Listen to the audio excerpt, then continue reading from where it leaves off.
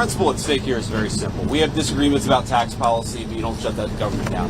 We have disagreements about health care policy, but you don't shut the government down. You don't use your policy disagreements as leverage to not pay our troops, to not have essential services of government actually function. You don't say the fact that you disagree about a particular tax provision is an excuse for shutting down the people's government and all the essential services that come along with it. If you look at what Chuck Schumer has said in the past consistently, it's whatever our disagreements are, let's negotiate with them. Let's talk about them. Let's figure out a bipartisan solution, but you don't shut the government down. In other words, you don't put a gun to the American people's head and say, unless you do exactly what Senate and House Democrats want you to do, we're going to shut down your government. That's exactly what they're proposing out there. Now, we have to remember, they're very frustrated. They say that they're very frustrated about the fact that this negotiation has not taken place until today. But if you look at the original thing they did with this negotiation, it was a $1.5 trillion spending package, basically saying to the American people, we want to give massive amounts of money, hundreds of billions of dollars to illegal aliens for their health care while Americans are struggling to pay their health care bills. That was their initial foray into this negotiation. We thought it was absurd. We told them it was absurd, and now they come in here saying that if you don't give us everything that we want, we're going to shut down the government. We think that's preposterous. We think it's totally unacceptable, and we think the American people are going to suffer because these guys won't do the right thing. Now, I want to make one final point here. You will hear a lot from Senate Democrats, from House Democrats about the fact that American health care policy is broken. Well, we know that American health care policy is broken. We've been trying to fix it for the 8 months that we've been in office, but every single thing that they accuse about being broken about American health care is policy that Democrats have supported for the past decade. So if they want to talk about how to fix American health care policy, let's do it. The Speaker would love to do it. The Senate Majority Leader would love to do it. Let's work on it together. But let's do it in the context of an open government that's providing essential services to the American people. That's all that we're proposing to do. And the fact that they refuse to do that shows how unreasonable their position is. I think we're headed to a shutdown because the Democrats won't do the right thing. I hope they change their mind, but we're going to see. I'll let the Speaker say a few words. Thank you, Vice President Vance. I want to thank the President as well. They showed strong leadership today. They invited the 4 leaders over here because the President is operating in good faith, and he demonstrated that very well.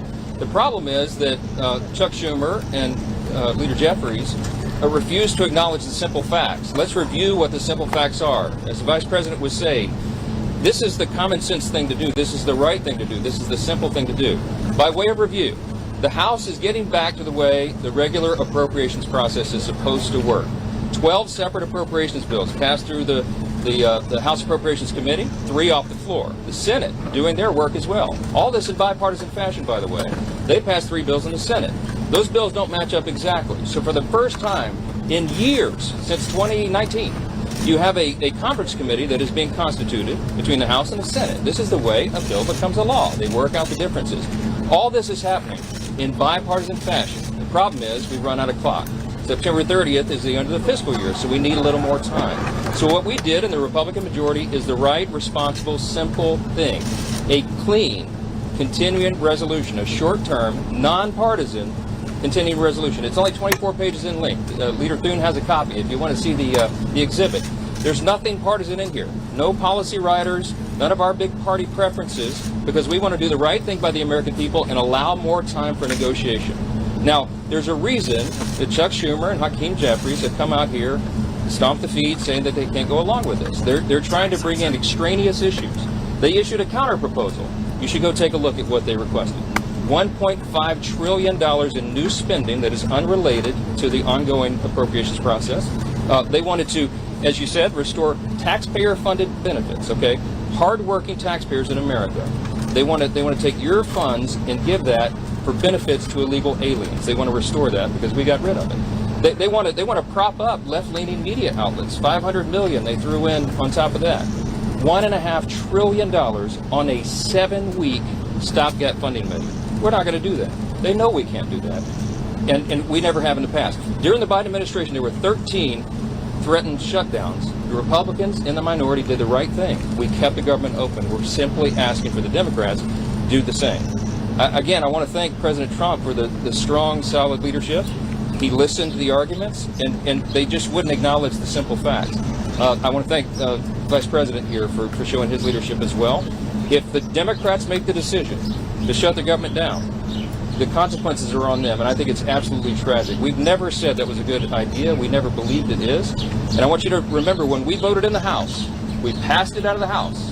The House has done its job. We did that almost 2 weeks ago. Every Democrat in the House except one voted to shut the government down. That is the record. And don't forget it. Ask Leader Thune to step in. Thank you, Mr. Vice President. This right here, ladies and gentlemen, is what we're talking about. 24 pages to continue resolution to fund the government through November the 21st. I don't know where they're saying this is some huge partisan thing. This is something we do fairly routinely. And when the Democrats had the majority on 13 different occasions, they had the majority, President Biden was in the White House, we passed continuing resolutions to fund the government. This is purely and simply hostage-taking on behalf of the Democrats. The Republicans are united. House Republicans, Senate Republicans, President Trump. The House has passed a clean funding resolution to fund the government till November the 21st. It's clean, it is bipartisan, and it is short-term. But it gives us enough time to finish the appropriations process, which is the way we should be funding the government. So Republicans in the House, the Senate, President United, they've passed the bill. This is sitting right now at the Senate desk. We could pick it up and pass it tonight. We could pick it up and pass it tomorrow before the government shuts down. And then we don't have a government shutdown. It is totally up to the Democrats, because right now they are the only thing standing between the American people and the government shutting down. We're all in favor of funding the government. And this is something that's been done routinely 13 different times by the Democrats when they had the majority. So it's to me, it's purely a hostage-taking exercise on the part of the Democrats. We are willing to sit down and work with them on some of the issues they want to talk about, whether it's the extension of premium tax credits with reforms. We're happy to have that conversation. But as of right now, this is a hijacking of the American people, and it's the American people who are going to pay the price. Can you respond to Russ, do you want to say a few words? Sure. We want to keep this government open. It is not good for the American people to have the government shut down for any period of time. We will manage it appropriately, but it is something that can all be avoided.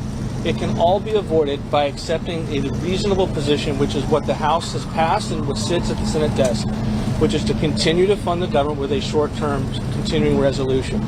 It has never been a viewpoint that $1.5 trillion is a reasonable amount of spending to be included on a short-term CR. This is hostage-taking. It is not something that we are going to accept, and we hope that the Democrats come back from the brink, fund this government, and allow us to move forward. Thank you. Great. Mr. Vice President, so just to be clear, is there room for negotiation here with Democrats? And you mentioned you believe that we are headed toward a government shutdown. Is the federal government preparing to fire federal workers if the government does indeed shut down? Well, first of all, we have to keep essential services functioning as well as possible if the Democrats shut down the government, and Russ has been tasked with making sure that's possible. Now, you asked about negotiations. One of the things I admired about the president, but frankly the entire team's approach during the conversation we just had with Chuck Schumer and Hakeem Jeffries was, they have some crazy ideas. Giving taxpayer money to illegal aliens for health care, that's a crazy idea. Funding transgender surgeries in Peru, that's a crazy idea. But they had some ideas that I actually thought were reasonable, and they had some ideas that the president thought was reasonable. What's not reasonable is to hold those ideas as leverage and to shut down the government unless we give you everything that you want. There were multiple times where Leader Jeffries or Leader Schumer would say, you know what, we should be doing this, and the President of the United States would say, yeah, absolutely, let's have that conversation, but we're going to do it in the context of the people's government being open. We're not going to let you take the people's government hostage and then give you everything that you want. And that's really the state of the negotiation. Yeah, let's have a conversation, let's have a negotiation, but we're not going to shut down the government because we won't give the Democrats everything that they want. Can you respond to what Senator Schumer said, that there were aspects about health care ending for certain people that the president was learning about for the first time in that meeting? And was the president open to a deal on the ACA subsidies? Well, I'm highly skeptical that the president was learning about it for the first time, thanks to Chuck Schumer. But what I will say is, look, we have put a $50 billion rural hospital fund into the big, beautiful bill that we passed a few months ago, because we know that under Biden administration's policies, there are a lot of small-town hospitals, a lot of rural health care that was getting shut down and that was struggling. We're trying to fix that problem. In fact, we're happy to work with Democrats to fix that problem. We want to work across the aisle to make sure that people have access to good health care. We are not going to let Democrats shut down the government, take a hostage, unless we give them everything that they want. That's not how the people's government has ever worked. That's certainly not how it's going to work under the Trump administration. This is very important on health care. Their counterproposal, what Chuck Schumer and Hakeem Jeffries are demanding, is that they claw back the $50 billion that we put into the rural hospital support structure. They want to take that back. We're not going to do that. We passed that because we have to allow for that. Also, if they shut the government down, not only are troops unpaid, federal workers, and all the services that everybody relies upon, but the WIC program, the nutrition program, women, infant, and children, they will not get that program, will not be funded. FEMA won't be funded. We have hurricanes off the coast of the United States right now. This is serious business. You have telehealth, you have mental health services, all that's funded by the government would stop if Chuck Schumer and Hakeem Jeffries and the Democrats have their way. The Democrat shutdown would be damaging for the country. We can't allow for it. Thank you all.